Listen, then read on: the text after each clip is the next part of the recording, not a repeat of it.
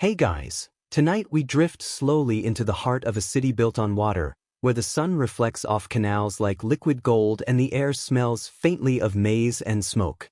You trudge along a stone causeway, feeling the rhythm of Tenochtitlan beneath your feet, and honestly, you probably won't survive this if you try to outrun a jaguar, but let's stick to observation for now.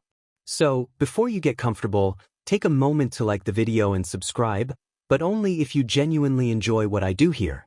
Oh, and drop a comment with your location and local time, because we're about to journey across centuries together.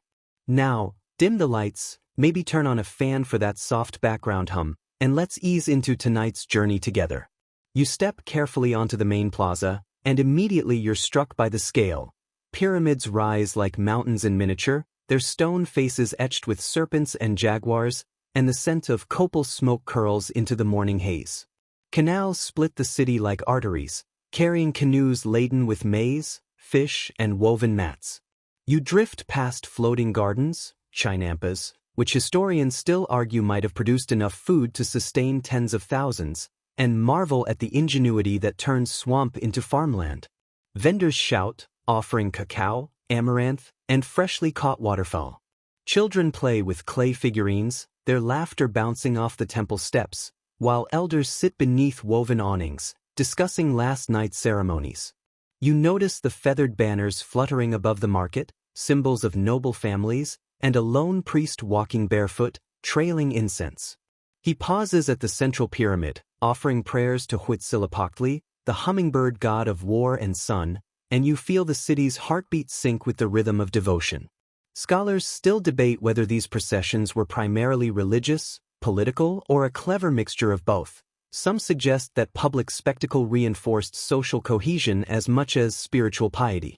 Drifting deeper, you glimpse a marketplace of ideas. Scribes on reed mats sketch glyphs onto codices, while artisans hammer obsidian and gold into intricate patterns. The smell of wet earth and baked tortillas mixes with the faint tang of human ambition, creating a sensation both grounding and dizzying. You pause on a canal bridge, watching canoes navigate the narrow waterway, and you realize that Tenochtitlan is not just a city, it is an organism, pulsing with life, faith, and the constant hum of human striving. The sun climbs higher, casting sharp light on faces darkened with soot and sweat, and you feel the electric thrill of stepping into a world entirely foreign, yet intimately human.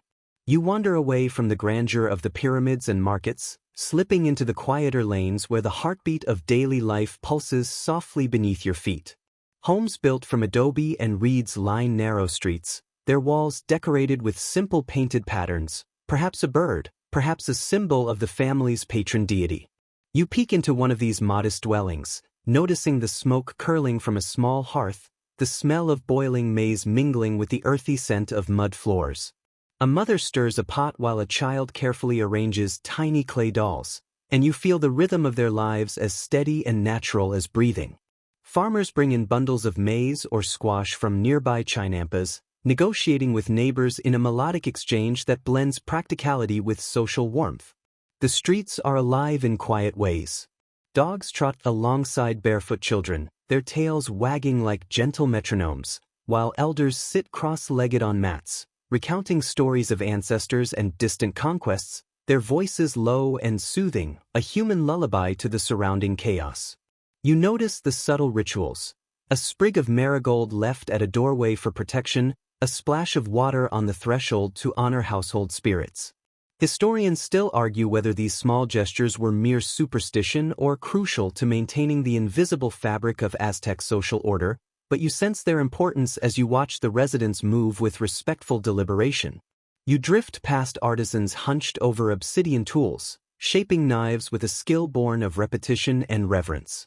The sharp glint of the stone catches the sunlight, making you blink, and you remember that the same obsidian would one day be used in both cooking and ceremony, a reminder of the duality of everyday life. Children chase each other between homes, their laughter ringing like tiny bells, while vendors call from doorways, offering tortillas, beans, and the occasional cacao drink. You taste the air, sweet and slightly bitter from the mix of food, smoke, and sweat, feeling the tangible pulse of ordinary existence. Food is central here, not just for survival but for culture. You see maize tortillas being pressed, beans boiled, chilies roasted over open flames. The diet is simple yet rich, balanced by seasonal harvests, and even the common people carry small tokens of spiritual practice, tiny charms or painted symbols, reminding them that life is both ephemeral and sacred. It strikes you that this attention to detail, to harmony with both community and cosmos, is the invisible thread holding Tenochtitlan together. You pause at a canal, watching reflections ripple with a soft, hypnotic rhythm, realizing that here, in the spaces between work and ritual, laughter and prayer, the Aztecs live their daily lives with a discipline and joy that seems almost impossible to capture in words. You follow the scent of copal smoke, letting it guide you toward the temples rising like stone suns above the city. The plaza opens before you, and your eyes are drawn to the Great Pyramid, where priests in colorful robes chant in a language older than the city itself. You walk among them quietly, careful not to disturb the rhythm of their devotion, but also marveling at how omnipresent religion is in every facet of Aztec life. Statues of gods, some gentle, some fierce, line the stairways, and the carvings seem to breathe under the bright sunlight, as if the divine is reaching down into the stone. You realize that here, faith is not just a belief, it is an architecture, a language, a way of living that saturates everything from the markets to the humblest homes. As you wander closer, you see offerings laid in neat patterns, flowers, incense, woven fabrics, and tiny figurines. The priests move with ritual precision, their gestures rehearsed and sacred, invoking gods who govern rain, maize, and the endless cycle of the sun.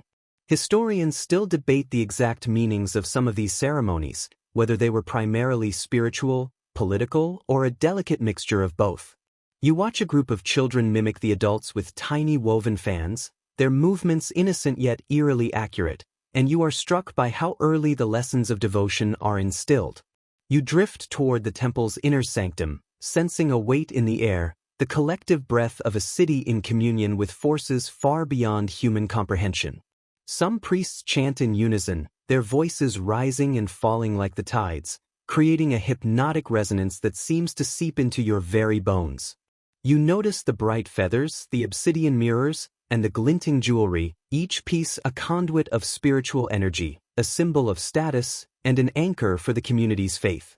Even the tiniest details, the placement of a stone, the order of a chant, carry significance, reflecting a worldview where every action mirrors the cosmic order.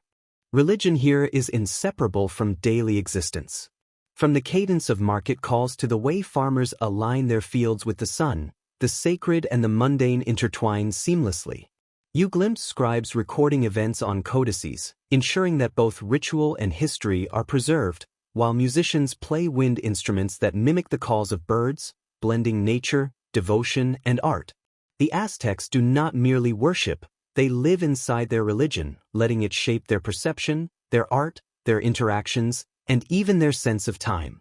As you step back into the sunlit plaza, the murmur of chanting follows you, a gentle, persistent reminder that here, in Tenochtitlan, the world is always vibrating with the pulse of the divine.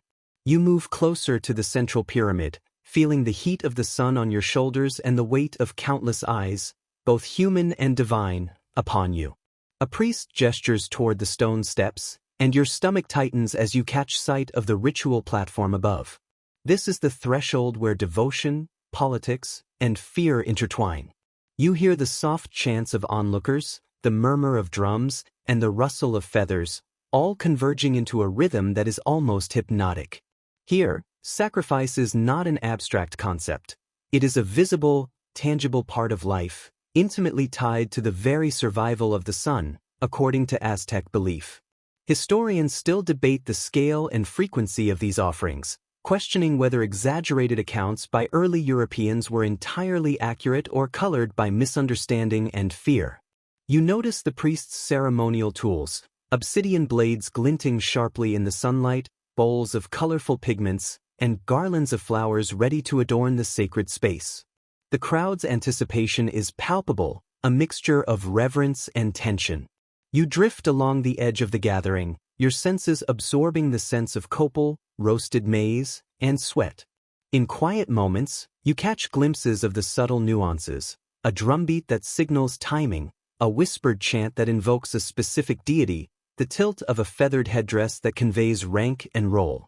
Even in this extreme, the ritual is highly codified, as if the city itself is a clockwork mechanism, every action synchronized with cosmic time. You think back to the floating gardens you passed earlier and the busy marketplaces, and it strikes you how the themes of sacrifice and sustenance are intertwined. The sun must rise, the maize must grow, and humans, offering in some small, symbolic way, ensure the continuity of life. A fringe tidbit floats in your mind. Some priests wore jaguar skins during these ceremonies, believing they absorbed the animal's strength, allowing them to channel divine energy more effectively. As you watch the ceremonial dancers, you notice their movements mimic celestial patterns, a reflection of stars, planets, and cycles beyond human comprehension. Even as you try to keep an emotional distance, you feel the psychological tension, fear, awe, and reverence coexisting in every onlooker. You sense that sacrifice is both a deeply spiritual act and a tool of political control, a reminder that the Aztec world balances precariously between devotion and authority. As the sun shifts in the sky, shadows stretch across the plaza, casting long, dark lines over stone and flesh alike. The air is heavy with expectation, yet strangely, there is a quiet beauty in the ritualized choreography, a poetry that blends human fragility with cosmic ambition, leaving you both uneasy and fascinated. You step away from the central pyramid, letting your eyes adjust to the bustling world of nobles and warriors surrounding you. Their feathered headdresses glint in the sunlight, each plume a declaration of rank, valor, and familial prestige. You trail a young warrior as he drills with his comrades, observing the precision of their movements, the thrust of a macuahuitl, the disciplined march across sun-baked stone. Historians still argue whether the warrior class was primarily trained for conquest or as a tool to maintain internal social order, but you can see clearly that skill and ceremony intertwine seamlessly here. Every gesture carries weight. Even the way a cloak drapes over the shoulders speaks volumes about status and accomplishment.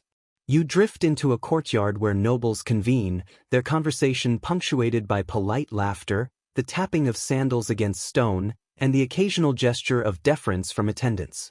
You notice the stark contrast between their richly dyed garments and the simpler tunics of commoners, bright blues, yellows, and reds woven into patterns that signify lineage, achievements, or the favor of a god. They discuss matters of tribute, alliances, and upcoming battles, yet the air is surprisingly light, interwoven with music from flutes and drums that seems to underscore the elegance of their daily rituals. Fringe tidbit: some nobles were trained to memorize hundreds of historical events, almost like walking codices, ensuring that memory, prestige, and political knowledge flowed seamlessly from one generation to the next. The warrior culture permeates every aspect of society. You follow a young jaguar warrior as he bows before the priests, presenting spoils from a recent campaign. There's a fluid choreography to the exchange, bows, claps, whispered invocations, demonstrating that victory is not merely physical but ritualistic, a social contract reinforced by spectacle. You sense that the elite understand the power of appearance, of controlled aggression, and of symbolic communication, each action reinforcing their authority while simultaneously invoking divine favor. Even the training grounds are aesthetically arranged, with sunlit courts, planted gardens, and pathways that seem almost ceremonial. As you walk along, you notice that even among the warriors, subtle competitions and hierarchies exist. Some wield obsidian-studded clubs, others wear jaguar or eagle costumes that designate their class and conquests. Their every move conveys a story, a reminder that in the Aztec world, courage, intelligence, and piety are inseparable. You pause at a terrace overlooking the city, watching soldiers march in formation along the canals, reflecting on the paradox. Life here is structured around conquest and blood, yet underlaid with a deep, almost meditative devotion to order, honor, and the sun. You inhale the sharp scent of incense mingled with earth and sweat, feeling the pulse of an empire both disciplined and alive, and realize that here, to walk among the noble and the warrior is to witness the Aztec ideal of human potential, both terrifying and breathtaking at once. You wander into the sprawling marketplace, where the rhythm of daily commerce hums like a living organism. Canoes drift lazily along the canals, carrying sacks of maize, cacao beans, and shimmering jade, while merchants shout and laugh, weaving a tapestry of sound that seems almost musical in its complexity. You follow the scent of roasted chilies and fresh tortillas, letting it guide you through a maze of stalls, each more colorful than the last. Some traders display feathers so bright they seem to capture sunlight, while others proudly lay out intricate obsidian blades, meticulously crafted for both utility and ceremony. Historians still debate the exact scale of trade networks in the Aztec Empire, but you can feel the flow of goods, ideas, and gossip vibrating through the air like an invisible thread connecting every corner of Tenochtitlan. You drift past a merchant exchanging cacao for jade, watching as gestures, nods, and careful calculations seal the deal. The marketplace is not just a center of commerce. It is a stage where social hierarchies and alliances are subtly performed. Nobles stroll through, sometimes inspecting goods, sometimes flaunting wealth, while commoners weave through the crowds, negotiating with practiced skill. Fringe tidbit: some merchants carried small charms that they believed would ensure fair trade and ward off misfortune, a delicate mixture of superstition and savvy business. The cacophony of haggling voices, clattering pots, and birdsong from nearby cages creates a soundtrack that is chaotic yet somehow harmonious, a reflection of the city itself. You pause at a stand overflowing with colorful textiles, marveling at patterns that tell stories of lineage, conquest, and mythology. A weaver demonstrates the final touches on a vibrant cloak, each stitch precise and deliberate, reminding you that artistry and utility are inseparable in this world. You note the clever strategies merchants use. Some advertise loudly, others rely on whispered recommendations, while a few display their wares with symbolic gestures designed to catch the eye of a noble. It is a marketplace of both commerce and theater, where every action carries meaning beyond the immediate transaction. As you stroll further, you notice children running through the stalls, weaving between legs, occasionally stopping to admire a shiny trinket. Food vendors hand out small tastes of roasted seeds and tamales, the flavors of the empire mingling in your mouth and memory. You sense that trade here is not simply about wealth but about connection, linking people, places, and stories in a web that sustains both economy and culture. Even in the noisy chaos, there is order, rhythm, and a subtle lesson. In Tenochtitlan, life is a delicate negotiation between the tangible and the symbolic, between survival and spectacle. You linger a moment, watching a merchant weigh cacao against jade once more, and realize that here, every object, gesture, and coin carries meaning far beyond its surface value, reflecting a civilization that thrives on both precision and imagination. You step back from the marketplace and drift toward the grandeur of Aztec architecture, letting your eyes linger on the sweeping terraces, soaring pyramids, and meticulously planned urban spaces. The city itself feels alive, a canvas of stone and water, gardens and causeways, every corner reflecting both aesthetic sensibility and practical function. You pause at a chinampa, marveling at the floating garden's lush greenery, and realize that even agriculture here is elevated to art. Scholars still argue about the precise engineering techniques used to sustain these gardens year-round, but the ingenuity is undeniable. Fields float on a network of reeds and mud, fertilized naturally and arranged with geometric precision. You run your fingers across the leaves of maize, feeling a connection to centuries of human ingenuity, labor, and care. Nearby, artisans carve intricate designs into stone, obsidian, and clay, their tools producing a rhythmic clatter that blends with the gentle lap of water against the chinampa edges. You drift closer, noticing the precision of each cut, the deliberate symmetry in every pattern. Codices lie nearby, reed-bound manuscripts painted with vivid colors that capture history, myth, and practical knowledge. Fringe tidbit: some codices used a system of knots and colored threads in addition to pictographs, a secretive shorthand understood only by trained scribes. As you trace the lines, you sense the deep respect for knowledge, the desire to preserve stories and rituals for generations yet unborn. The Great Pyramid rises above you, a monument to devotion and human ambition. Statues of gods watch silently from corners, while stairways lead to altars that catch sunlight in ways designed to enhance their symbolic impact. Musicians practice nearby, their flutes and drums echoing across the plaza, as if the city itself were orchestrating a symphony of sound, color, and movement. You notice the careful alignment of buildings with celestial markers, the solstices, the phases of the moon, and the trajectory of Venus, evidence that the Aztecs understood and revered the cosmos in ways that are still being unraveled today. Art and architecture are inseparable from identity here. Every stone, feather, and brushstroke carries cultural weight, blending aesthetics with spiritual function. You step onto a terrace overlooking the city and watch shadows stretch across canals and rooftops, illuminating murals that depict mythic battles, ritual cycles, and the stories of gods. It strikes you that knowledge, devotion, and creativity coexist seamlessly in this society, each feeding the other, producing a civilization that is as intellectually rich as it is visually stunning. You inhale the warm, earthy scent of sun-baked stone and freshly tilled gardens, feeling the pulse of centuries of human ingenuity and devotion vibrating under your feet, and you understand, in a quiet, almost dizzying way, that here, life itself is crafted as carefully as art. You feel the city's energy shift as you follow a contingent of warriors to the edge of Tenochtitlan, where the sounds of daily life give way to the tension of preparation. Drums pound in steady rhythms, echoing against stone walls, and you notice the intricate patterns on shields and banners, each symbol representing a conquered region, a victorious campaign, or the favor of a god. The warriors march in disciplined formations, their movements precise yet fluid, like water flowing through a stone channel.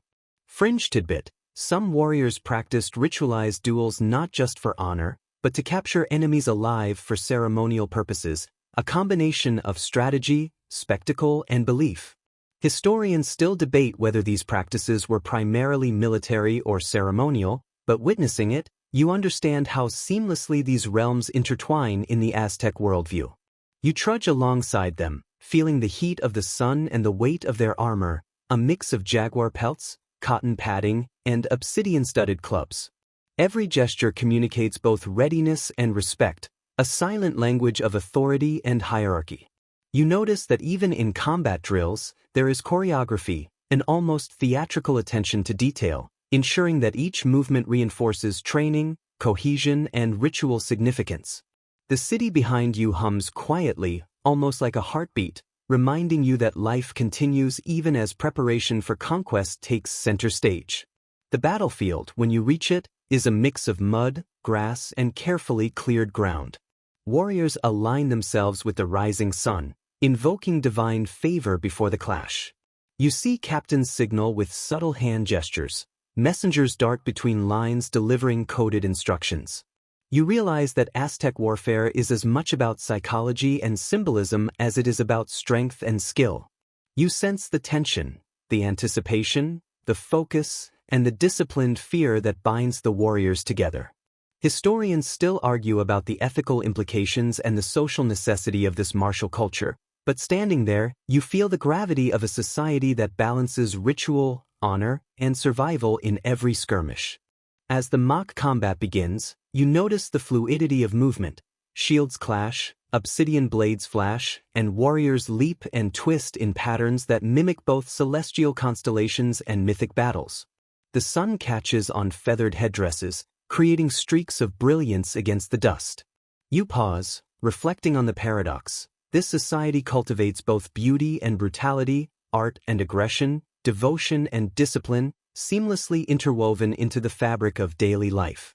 In that moment, the Aztec Empire feels both terrifying and mesmerizing, a civilization that thrives on the edge of control, chaos, and cosmic alignment, where every swing of a weapon and every chant in the plaza contributes to the ongoing dance of survival, honor, and divine favor.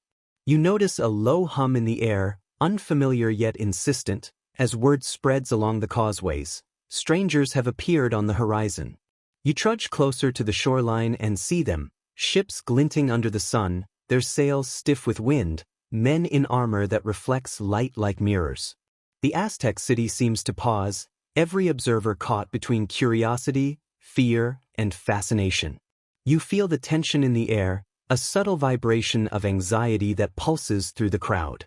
Historians still argue how much the initial European appearance truly terrified the locals versus the more pragmatic reactions of diplomacy, but standing here, you sense the magnitude of the encounter, a collision of worlds. The newcomers carry thunderous weapons, unfamiliar smells, and animals that the locals have never seen.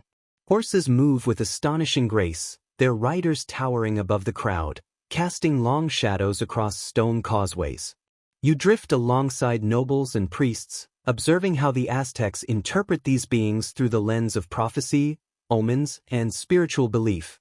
Some whisper comparisons to feathered serpents or sky gods.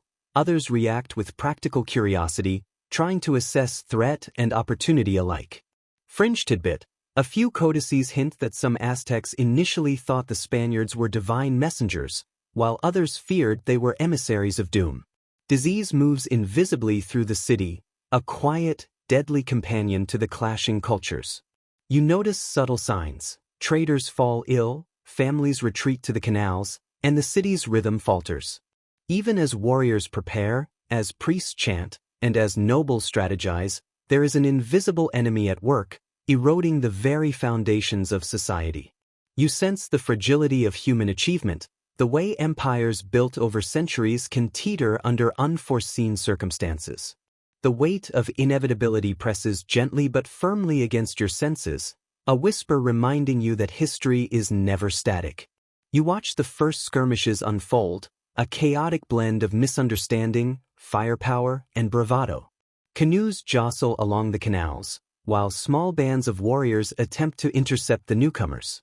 You notice the tactical brilliance of Aztec resistance, ambushes, feints, and clever use of terrain, yet it is shadowed by the overwhelming technological advantage of the strangers. Scholars still debate how much the conquest was due to weaponry, disease, or internal political strife, but the combined effect is undeniable: the fragile equilibrium of Tenochtitlan is tipping. As you drift away from the shore, the city's heartbeat feels different, tense and fragile, carrying both the beauty of a civilization and the looming shadow of irreversible change. You trudge through streets that are quieter now, shadows stretching longer across the plazas and canals, as the city feels the heavy hand of upheaval. Smoke curls from small fires, a mix of cooking hearths and the aftermath of skirmishes, while the scent of water and earth reminds you of life persisting even in chaos. You notice the mixture of determination and despair on the faces around you. Warriors still train, priests still chant, and merchants still barter, but there is an undercurrent of fear, subtle and persistent, that courses through every alley and courtyard. Historians still debate the exact sequence of events that led to Tenochtitlan's fall, weighing disease, betrayal, and military strategy, but the sense of fragile equilibrium is palpable as you walk. You pause at the edge of a collapsed causeway and watch the subtle encroachment of the invaders. European armor gleams under the sun, while horses tread carefully through canals and causeways, their hooves sending ripples across the water. You drift past nobles huddled in makeshift chambers, their voices low as they strategize, and children clutch their mothers' hands, sensing the shift without fully understanding it. Fringe tidbit: some locals attempted to form alliances with rival city-states, hoping to counterbalance the invaders, revealing a political acumen that is often overlooked in simplified narratives of conquest. The weight of betrayal, both internal and external, hangs heavy. Allies turn cautious, former friends become wary, and the social fabric strains under the combined pressures of siege, starvation, and invisible disease. You observe the cleverness and resilience of the Aztec people even as structures crumble, hidden caches of food, coded messages, and improvised defenses, signs that human ingenuity persists even at the brink of collapse. Musicians play faintly in courtyards, drums and flutes attempting to maintain the rhythm of life, even as the city's heartbeat falters. You drift toward the central pyramid one last time, noting the deserted terraces, empty plazas, and scattered offerings.